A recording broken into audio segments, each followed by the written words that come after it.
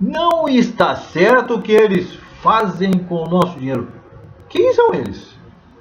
Bom, quem pode fazer alguma coisa com o nosso dinheiro é quem pode trabalhar com o erário, quem pode meter a mão no erário. Quem é que pode meter a mão no erário? Quem faz o orçamento. Quem faz o orçamento? É o legislador. Quem é que gasta? É o executivo. Ora, e o judiciário? Também está nessa? Bom, o judiciário parece que só consome, né? Mas ele não distribui verbas como o executivo e não planeja um orçamento como o legislativo. Então, eles são os executivo e o legislativo. Não está certo o que o executivo e o legislativo fazem com o nosso dinheiro. A frase pode ser dita assim: não está certo que eles, quem são eles? Não está certo o que o executivo e o legislativo fazem com o nosso dinheiro. Deixou de fora o judiciário.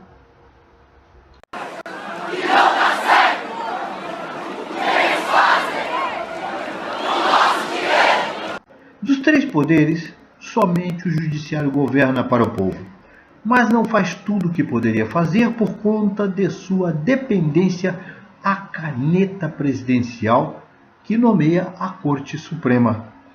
Em séculos anteriores ao XX, o judiciário tinha como missão precípua ser o olho e a longa manos dos reis, imperadores e ditadores.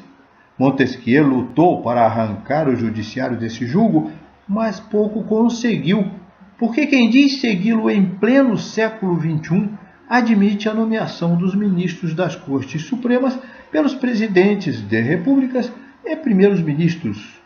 Montesquieu deve estar tentando achar em centros espíritas psicógrafos que escrevam artigos apontando tal erro, mostrando a correção. Não sei se foi o Montesquieu que buzinou no meu ouvido uma solução para pôr fim à dependência dos independentes e responder à questão: o judiciário é independente? O judiciário é independente?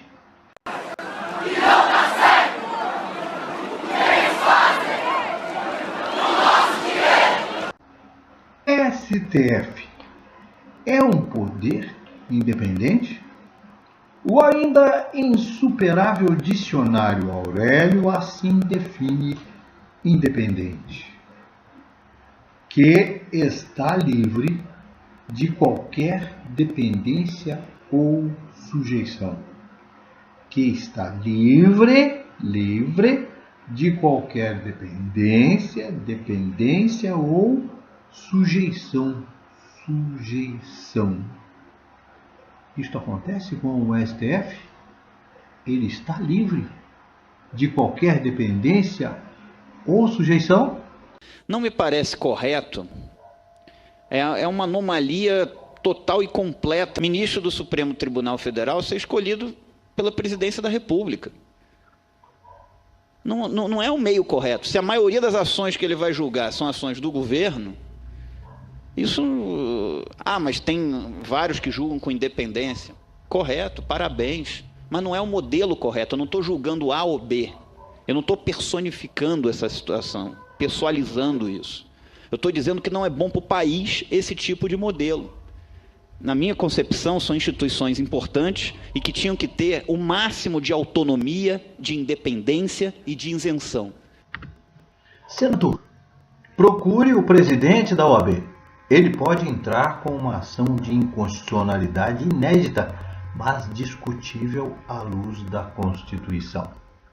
Parabéns, senador. O senhor é um oásis na aridez deste nosso Congresso. Mas, por favor, dedique um pouco da sua atenção a este vídeo. Aqui está uma solução que poderá vir do outro poder.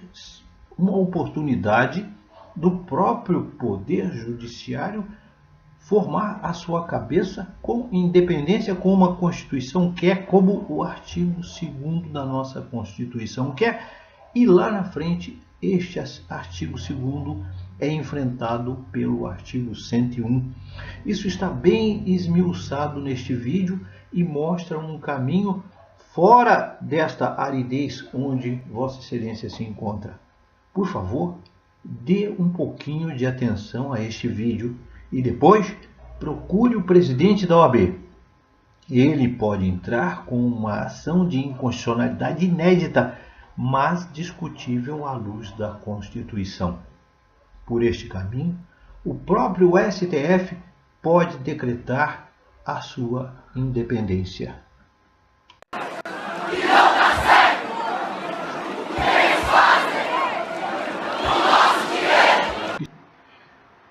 E o que eles estão reclamando já está atendido pela Constituição Federal de 1988. Infelizmente, só no papel. No papel, o Supremo Tribunal Federal é independente. Só no papel e só no artigo 2º, pois o parágrafo único do artigo 101 manda a sua independência para o espaço, quando dá ao presidente da República o poder discricionário de nomear o ministro do STF, quem ele bem entender de nomear. Nomeia quem ele bem entender de nomear. Tem poder discricionário para fazer isso. Portanto, desta forma, o Supremo Tribunal Federal se torna submisso ao presidente da República e também submisso ao Senado. E ele, no artigo 2º, diz que ele é independente. Temos aí, na figura do parágrafo único do artigo 101, a norma constitucional inconstitucional, defendida pelo doutrinador alemão Otto Bischoff. Mas, para a norma infraconstitucional, quando na mesma lei os seus mandamentos se chocam, existe uma forma técnica de fazer frente a isso, e se chama antinomia jurídica, mas jamais aplicaram na Constituição. Acredito o certo ser um ministro do Supremo Tribunal Federal nomeado pelo Senado, um nomeado pela Câmara dos Deputados, 2 nomeados pelo presidente da República, 2 nomeados pelo Judiciário, eleitos pelos seus pares, 2 nomeados pelo Ministério Público, eleitos pelos seus pares, 3 nomeados pela OAB, eleitos pelos seus pares. Por que 3 nomeados pela OAB? A OAB é o útero do mundo jurídico brasileiro. É o útero, é de lá que nasce todo o mundo jurídico brasileiro. Desta forma, o Supremo Tribunal Federal representaria majoritariamente o mundo jurídico brasileiro, sem deixar de ter nele a presença política.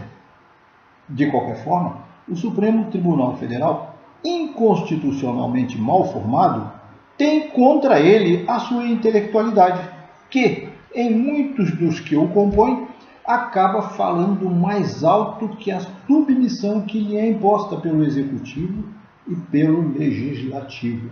A sua intelectualidade fala mais alto do que essa situação submissa que a Constituição lhe impõe. A intelectualidade do STF trouxe à luz o ativismo judicial, um passo na direção da independência do STF. Quem nos explica o que é ativismo judicial é o ministro Celso de Mello, que o faz com o didatismo que lhe é peculiar. Bares, restaurantes, com aquela tabuleta, no Negroes allowed, não se permite a presença de negros. Isso, nesse estado do Sul onde eu vivi, era algo que se constatava diariamente. Pois bem, a Suprema Corte, em 54, reverte esse precedente que já superara mais de 50 anos, e reconhece que a fórmula iguais, mas separados, é inerentemente injusta e inconstitucional porque discriminatória. Mas isso foi possível graças à prática de ativismo judicial.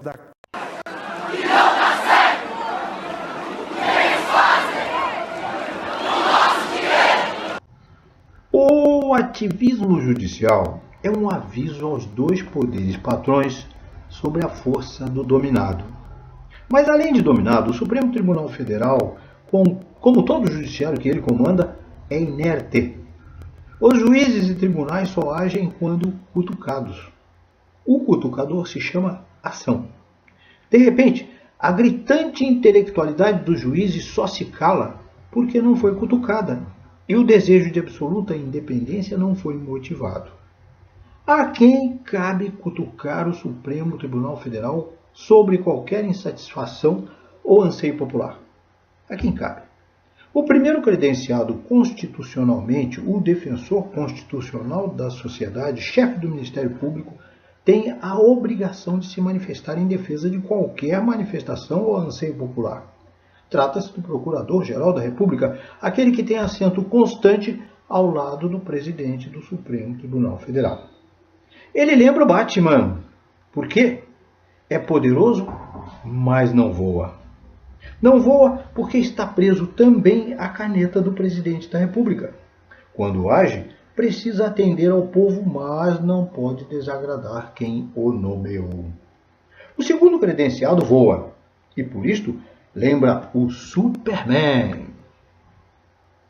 O homem de aço voa sobre toda a sujeira dos dois poderes mandantes, o executivo e o legislativo. Nada lhes deve. O homem de aço é conduzido à condição de presidente da OAB pelos seus pares, advogados como ele. Sim, pelos advogados, os operadores do direito mais próximos do povo. O presidente da OAB, o homem de aço, é tão poderoso quanto o PGR, o Procurador-Geral da República, o Batman, e até pode mais que ele, porque voa. É o homem de aço que pode cutucar o Supremo Tribunal Federal, fazendo-o se debruçar sobre a conquista de sua própria independência, através de um questionamento pertinente como o que este autor sugere.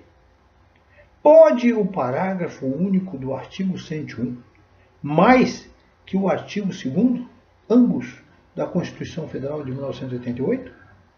Pode o artigo 101, mais que o artigo 2º?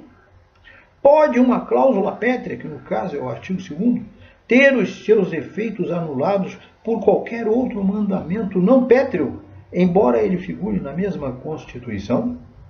Pode, mais uma vez, o ativismo judicial, nascido do voto do ministro Gilmar Mendes quando do julgamento do mandado de injunção sobre a greve do servidor, pode o ativismo judicial resolver questão de absoluto desinteresse do Legislativo e do Executivo? É exatamente quando o Supremo Tribunal Federal tem que agir. Quando o que é do povo, o que pertence ao coletivo, está à mercê do desinteresse do Legislativo e do Executivo. Homem de aço, está com você a solução deste problema. Aí estão os ministros do Supremo Tribunal Federal, figurando na história do Brasil como se mais obras fossem do presidente, disputando com hidrelétricas, pontes, escolas, estátuas, metrôs, açudes, estradas, medidas econômicas e outros atos inerentes ao executivo. É da caneta do presidente que essas obras materiais nascem. Mas por conta do desrespeito à cláusula pétrea, artigo 2º, que dá a independência do Supremo Tribunal Federal e o chama de poder, um mero artigo, o parágrafo único do artigo 101, faz sair da pena da caneta do presidente uma obra humana de carne e osso chamada ministro do Supremo Tribunal Federal. Por tais meandros, o Executivo pode chegar ao extremo de criar a hegemonia do Poder Executivo sobre o Poder Judiciário. Daqui a pouco poderemos ter a hegemonia de um governo sobre a totalidade dos ministros do Supremo Tribunal Federal. Um tribunal que pode julgar todos os atos daquele que o nomeia. Um tribunal que pode julgar todos os atos daquele que o nomeia. Hoje temos 8 oriundos de um único governo. É a maioria total. 8. 8 vindos do mesmo governo. 8 do mesmo governo. Isto é ser independente? O poder judiciário é independente? Mas quando esta independência se realizar, será um dos elementos que precisamos conquistar para termos a mesma democracia da Suécia. Esta democracia. Deputado federal na Suécia vive em apartamentos funcionais como este, de 40 metros quadrados. Um único cômodo serve de sala e quarto de dormir. É espaço suficiente para os parlamentares viverem na capital durante a semana, diz a chefe do setor. Nenhum apartamento funcional tem máquina de lavar roupa. A lavanderia é comunitária e os deputados precisam marcar hora na agenda para lavar a roupa suja. Alguns deputados têm ainda menos espaço, 18 metros quadrados. Aqui, até a cozinha é comunitária. Não há empregados e as regras são rígidas. Deixe tudo limpo. Até a década de 90, apartamentos funcionais nem existiam aqui na Suécia. Os parlamentares dormiam em sofás-cama no próprio gabinete, aqui no parlamento. O gabinete do deputado tem 18 metros quadrados. Nenhum parlamentar tem secretária nem assessor particular. E nenhum deputado tem direito a carro com motorista. Sou eu que pago os políticos, diz este sueco. Não vejo razão nenhuma para o dinheiro do contribuinte ser usado para dar a eles uma vida de luxo. A residência oficial do primeiro-ministro tem 300 metros quadrados, mas não há empregados para cuidar das tarefas domésticas. O porta-voz do governo diz que o primeiro-ministro passa suas próprias camisas e lava a roupa. O comentarista político da TV sueca revela a tarefa preferida do primeiro-ministro: arrumar a casa.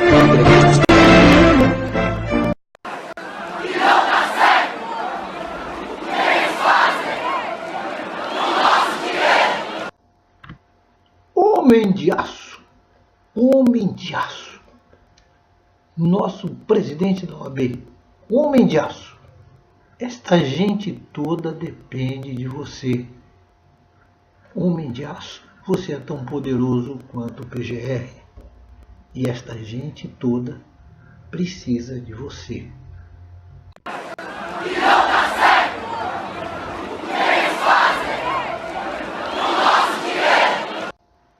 Homem de aço, eu sei que você dá conta deste recado sozinho, mas, puxa, o PGR, é dever dele ajudar, ele não pode fugir não, mas vai em frente, você é que voa, ele está no chão, não pode tanto quanto você.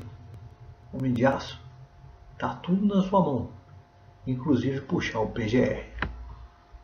Não me parece correto, é uma anomalia total e completa, ministro do Supremo Tribunal Federal ser escolhido pela presidência da República. Senador Rejuf, como disse, o senhor é um oásis na aridez do nosso Congresso. Mas procure o presidente da OAB. Ele pode entrar com uma ação de inconstitucionalidade nítida, mas discutível à luz da Constituição. Procure.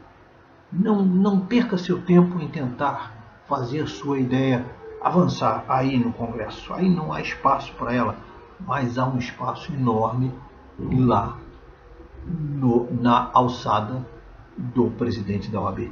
Procure o homem de aço. Procure o homem de aço, senador. Ele pode muito dentro do STF. Pode tanto quanto o Procurador-Geral da República.